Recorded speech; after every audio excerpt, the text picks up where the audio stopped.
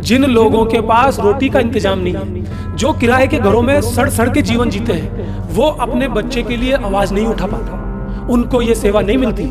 ये सेवा किनको मिलती है? जिनकी नेताओं से जानकारी है, जिनका कोई बाहुबली साथ में रहता है, वो धमका के स्कूल वाले को और अपना हक ले लेता है। 3 टाइम बढ़िया खाना खाते हैं, बढ़िया एंजॉय करते हैं, बढ़िया घूमने जाते हैं, पुश्तैनी मकान है, दुकान है, बढ़िया बिजनेस है। सिर्फ उन्होंने डॉक्यूमेंट्स बनवा लिए क्योंकि नेता से जानकारी है।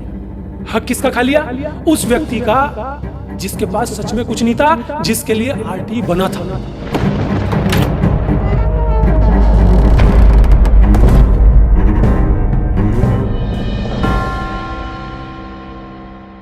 मैं आपसे पूछता हूं, जिस आरटी की बात आप कर रहे हैं, क्या वो आरटी सही तरीके से लगता है? और अगर सही तरीके से नहीं लगता तो किन किन क्षेत्रों में नहीं लगता? क्या आरटी के साथ इंसाफ पेरेंट्स कर पाते हैं? क्या आरटी के साथ इंसाफ स्कूल वाले कर पाते हैं? क्या आरटी में पढ़ने वाले बच्चे के साथ इंसाफ हो जाता है? क्या आरटी की स्थिति सरकार के द्वारा सही है? आपको मालूम होना चाहिए कि आरटी का जो पैसा है वो जनता की जेब से ही आता है। सरकार बोलती है कि हमने दिया, तो आ तो जनता की जेब से ही रहा है ना। और बड़े मजे की बात है कि यह सरकारी स्कूलों पे सीधा तमाचा है, जिसकी व्यवस्था हमारे देश में इतने वर्षों से हो रही है कि साहब सरकारी स्कूल हमने शानदार तरीके से खोल रखे हैं और इनमें बहुत शानदार पढ़ाई होती है। सरकारी स्कूलों में अगर पढ़ाई होती है तो फिर आपने प्राइवेट स्कूल में आरटी की सुविधा क्यों दी? केवल वोट लेने के लिए, या केवल यह दर्शाने के लिए कि हाँ हम भी जानते हैं कि सरकारी स्कूलों में पढ़ाई नहीं होती, प्राइवेट स्कूलों में पढ़ाई होती है, आपका बच्चा वहां डालिए।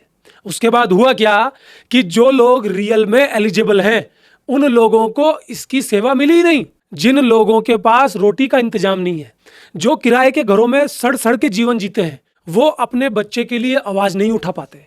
उनको ये सेवा नहीं मिलती। ये सेवा किनको मिलती है?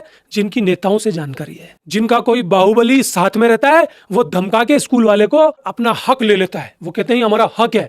और हक कैसा है कि उनके घरों में 2-2, 3-3 बाइक्स खड़ी हैं, उनके घरों में कारें खड़ी हैं, उनके घरों में हर व्यक्ति के पास मोबाइल है, 3 टाइम बढ़िया खाना खाते हैं, बढ़िया एंजॉय करते हैं, बढ़िया घूमने जाते हैं, पुश्तैनी मकान है, दुकान है, बढ़िया बिजनेस है। सिर्फ उन्होंने डॉक्यूमेंट्स बनवा लिए क्योंकि नेता से जानकारी है। हक किसका खा लिया? उस व्यक्ति का जिसके पास सच में कुछ नहीं था, जिसके लिए आरटी बना था। लोग आ जाते हैं प्राइवेट स्कूल के डायरेक्टर्स के पास, प्रिंसिपल के पास कि है आप तो हमारे ही हैं, नेताजी का ख्याल रखना, इसका एडमिशन हो जाएगा क्या? स्कूल वाला भी बोलता है हाँ हो जाएगा, आप तो हमारे ही हैं। स्कूल वाले को शर्म नहीं आती क्या? स्कूल वाले को नहीं दिखता क्या कि एक आदमी गरीब बैठा हुआ है? कि जो स्कूल डायरेक्टर है, स्कूल प्रिंसिपल है, वो बोलता है साहब आपके बच्चे का मैं एडमिशन ले लूंगा, आप एक काम करो, आपका नंबर तो आ गया है, लेकिन आप है ना आधी फीस दे देना तो काम बन जाएगा। साहब आधी फीस क्यों देंगे, हमारा तो नंबर आ गया। ठीक है हम कोशिश करते हैं। तो पेरेंट्स को भी पता है कि हमारे बच्चे का नंबर नहीं आएगा, वो कहाँ लड़ने जाएगा। इसके अलावा स्कूल डायरेक्टर ये तक करते हैं कि जितनों के नाम लिस्ट में आते हैं उन सबको पकड़ लेते हैं कि सब आ जाओ जी, आपका नंबर आ जाएगा, आपका आ जाएगा, भर दो। खूब फॉर्म भर दिए, 200, 250, 300, 400, उनको फोन मिलाते हैं, साहब आपका नंबर आ गया या आपका नंबर नहीं आया, कैसे भी करके उनको फांसने की कोशिश करते हैं। उनके लिए सब कुछ एडमिशन हो गया है, उनके लिए सब कुछ पैसा हो गया है।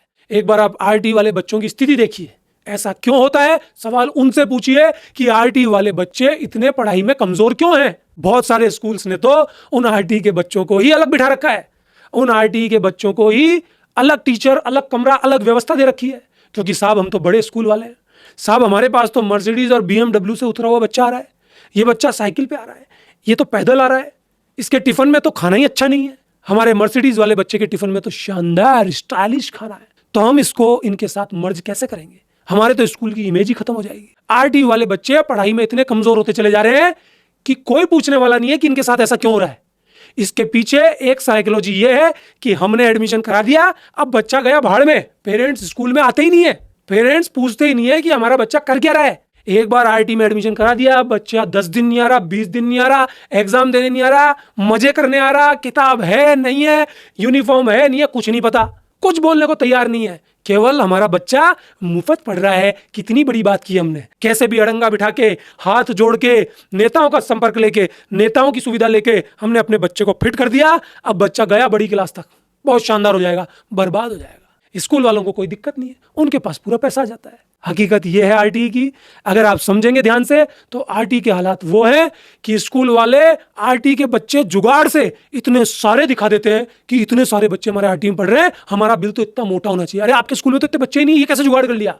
वो सब टेक्निक्स उनको आती है। चोर को पुलिस पकड़ती है, चोर और तरीके ढूंढ लेता है उनसे बचने के। तो आरटीई हो चाहे दुनिया का कोई सा भी नियम हो, चाहे स्कूल हो चाहे स्कूल वाले हो, अगर इंसान ही सही नहीं है तो कैसा भी नियम लगा दो वो उसमें गड़बड़ करेगा और उसका जो रूप है वो इतना दयनीय हो जाएगा कि समाज को नोच के खा जाएगा।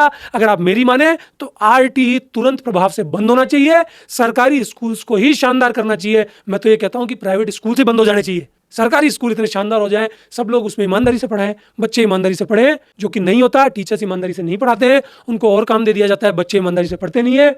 अगर ऐसा हो जाएगा तो सब काम बढ़िया हो जाएगा। अगर ऐसा भी नहीं कर सकते तो कम से कम प्राइवेट स्कूल से आरटीई को हटा देना चाहिए, क्योंकि सरकार को भी प्रॉब्लम आती है कि इतना बड़ा बजट एक स्कूल का बन रहा है, ये कहां से चुकाएंगे।